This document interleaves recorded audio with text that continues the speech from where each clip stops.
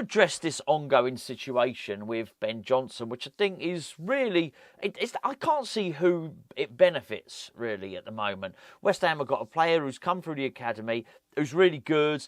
He's out of contract. We're in a situation whereby we're not going to have an awful lot of money to spend. Somebody questioned yesterday in yesterday's comments, hold on, how can you say we are the 8th richest club in the Premier League, but we can't spend too much money? It's financial fair play. That both can be true. You can be the 8th richest club in the Premier League and have your spending limited. I mean, you've only got to look at Newcastle, who are probably the richest club in the world, and they have a finite spend limit. Look, I don't know how much we got to spend in the summer. It's rumoured that it's somewhere between, this is without any player sales, it's somewhere between 75 and 80 million pounds. And that was the last time we spoke to Kieran Maguire. Although things may well have changed. Obviously, if we sell Lucas Paquetá, then the landscape changes as well. But bearing in mind, there's quite a big overhaul of the squad required. Definitely a fullback or two. You'd suggest that Calvin Phillips is going to need replacing. We've been going a long, long time without a striker. When we don't have a striker, everything falls apart. Or should I say, when we don't have Mikel Antonio, everything falls apart. We're going to need a left winger. Centre-back is a problem. You'd think, aside from Konstantinos Mavropanos, we have a problem at centre-back. They've all got their own individual problems. But I can make a case for 5 players needing to be signed.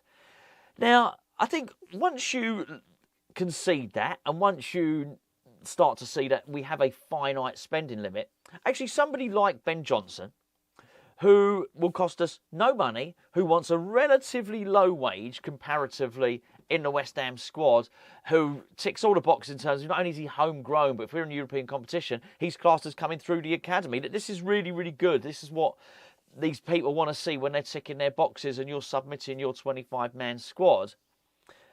And then you factor in that actually he ain't a bad player at all. What's not to like? I don't understand it. It's one less position that we have to go and buy in the summer. And by the way, you know the prices for English players are inflated anyway. You'll pay a lot more for an English right back, for instance, than you'll pay for, I don't know, a right back, well, from the Czech Republic or Croatia or Belgium or anywhere else. That's just the way it is. It's inflated. So I don't really know what's going on. I was not surprised at all to see Johnson. I guess I was surprised to see him subbed on at half-time, if I'm honest. But I was not surprised to see him play significantly better than Vladimir Coufal had played. Coufal has actually, if you go back up to the Villa game, Coufal was, I would suggest, in almost the finest form that he's been in at West Ham. David Moyes has praised him, and rightly so. I actually made him our man of the match against Aston Villa. So it's not like I've got an agenda against Vladimir Coufal at all, far from it. But against Newcastle, he was awful. I mean, he was awful. It didn't matter whether it's Anthony Gordon or Harvey Barnes up against him. Not only was he awful, he was responsible for goals as well. Off the back of that, he was targeted by Tottenham. And successfully, by the way, successfully targeted by Tottenham. With that goal where Timo Werner sort of managed to lose Coufal and then crossed the ball over Brennan Johnson to score, Coufal had lost his head. He actually started drifting in field at that point. The same thing happened against Wolves, but they didn't score from it. But they were having joy against it. He had an absolutely terrible half, Coufal. And I mean, he couldn't pass the ball, he couldn't control the ball. It was terrible. But I would suggest he shouldn't even have been playing. Off the back of Tottenham, off the back of Newcastle, Coufal shouldn't have been playing. And it's not like it's some charity case for Ben Johnson, by the way. It's not like we need to do him a favour. Before Coufal hit his good form, Johnson was excellent. I mean, Johnson was excellent anywhere. I made him pretty much him and Jared Bowen the only 2 good players against Liverpool. And by the way, Johnson played left back that day. I think he's put in an exceptional stint. I think it surprised everybody that the little stint he played in central midfield when he come on as substitute. I think he's played really, really well at right back as well. He's played I would argue, and he's played on wing. And it wasn't quite so good on the wing, let's be fair, but he's played 4 positions.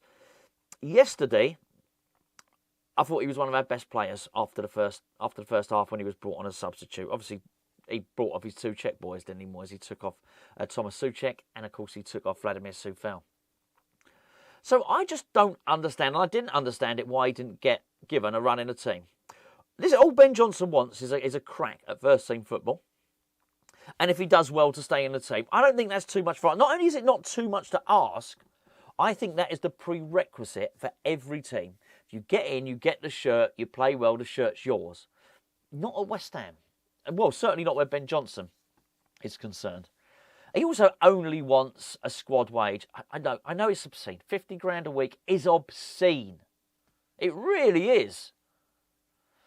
But in terms of a Premier League footballer, it ain't that big. In terms of wages for a Premier League footballer, or wages for another player at West Ham, it ain't that big. You know, look, Ben Johnson's probably looking at players like Danny Ings. I'll use him as an example, or other players who even can't get in the first team. He's probably looking at them thinking, well, hold on a second.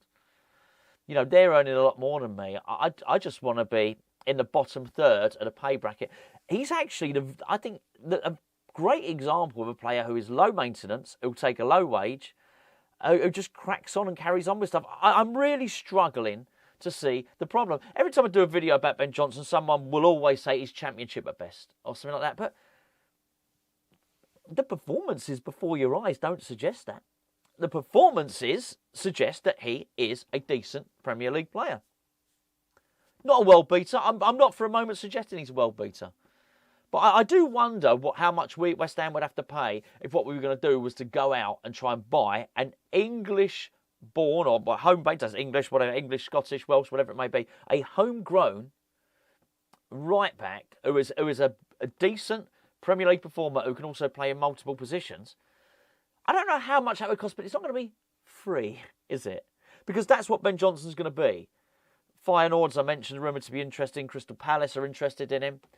He's free. I can see it. I know I've said it on numerous occasions, but I can actually see in my mind's eye, I can see Match of the Day next season, and they're sat down, maybe Alan Shearer or Danny Murphy or Michael Richards, they're sat down next to Gary Lineker, and when they do their little analysis at the end of the game, and they're drawing their circles and pointing the graphics at different players, Ben Johnson, talk us through it. Him saying to Alan Shearer, Ben Johnson, talk us through Ben Johnson's performance today, Alan, and him saying, you know, and then at the end of it, he'll start saying, unbelievable, you know, what a bargain.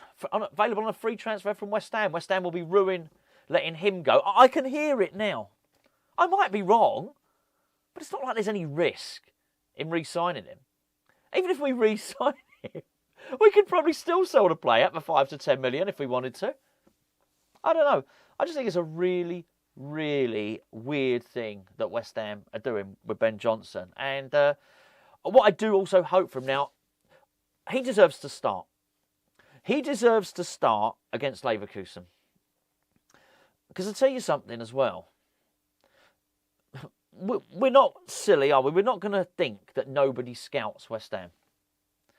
So you've got this manager in Xabi Alonso who's you know, so incredibly highly rated, just about to win the Bundesliga against Werder Bremen at the weekend after the game against West Ham. But we'll get to that. We'll speak more about Werder Bremen, about Bayer Leverkusen in the next couple of days. He's not going to not have any scouts or watch the West Ham games. There is a reason that Tottenham targeted Vladimir Coufal. That's because they would have seen what happened against Newcastle and they would have identified a weak link. But that was only one bit of data. Now there's 3. You've got 3 bits of data Leverkusen have got. They got Newcastle, they got Tottenham, and then they got the first half against Wolves. Why would you not target him? Their wing-backs at Leverkusen are ridiculous. They are ridiculous. It's Frimpong and is there one? Grimaldo, I think that might be him. Brilliant. Really good. It's not something I particularly want to see at the moment, not with Coufal in that sort of form, and it appears to have got to him. It's not the first time we've seen something get to Coufal, by the way. Against the first game in the FA Cup against Bristol City, Coufal, who is an attritional and a feisty character, they went for him. Bristol City went for him. They bullied him.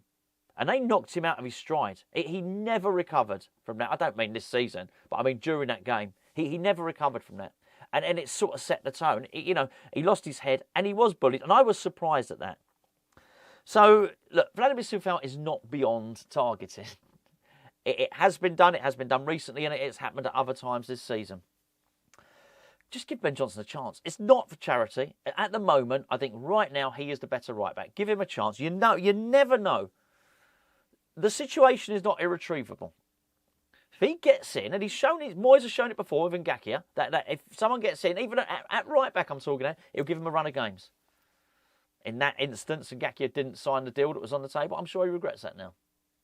But Johnson is not Ngakia. Johnson is a man in his mid-20s who is well versed in West Ham traditions and can more than hold his own in the Premier League. I just think give him a chance. Give him a chance. Before I go, can I just point you in the direction of Thursday night's fan zone that we have going at the Colour Factory in Hackney Wick for the first of the quarter-final games against Bayer Leverkusen. So if you can't go to Germany and you want to watch the game in and amongst West Ham fans, come and join myself and Gio and all the rest of the Hammers Chatterers, if you want to call it that, at the Colour Factory. What myself and Gio will be doing, we'll be doing our pre-match show up on stage, and then what we're going to do is just before kick-off, we'll be doing a half an hour show, and just before kick-off, myself and Gio will be sitting down with all you guys, and we'll be sitting down, drinking some beer and watching the game on the big screen amongst other West Ham fans. We were there for the final in Prague. Well, the final was in Prague, but we weren't there. We were in Hackney Wick. We had a great night. It's a great venue, full of West Ham fans. Come and join us. We'd really appreciate it. The link is in the description below. If you are a Hammers Chat patron, but it's open to all Hammers Chat subscribers now, but if you are a Hammers Chat patron, then you get a £5 off. The link's in the description below. We're hoping Jarrod Bowen will be fit for that. But even if Jarrod Bowen is not fit, even if Vladimir Coufal is playing at right back, myself and Gio will still be up on that stage. I'm guessing microphone in hand, something like that. I don't think you'll be getting a song, but myself and Gio will be up on the stage, microphone in hand, and warming up to what's a crucial game. I'm already worried about this game now, the first leg. I'm really worried about it. We'll discuss that, as I say, over the next couple of days. Links in the description below. It's the Patreon link. It will take you straight to the page, and from there you can find the link and you can book your tickets to the Colour Factory to join myself and Gio for the first leg of the Europa League quarter-finals against Bayer Leverkusen.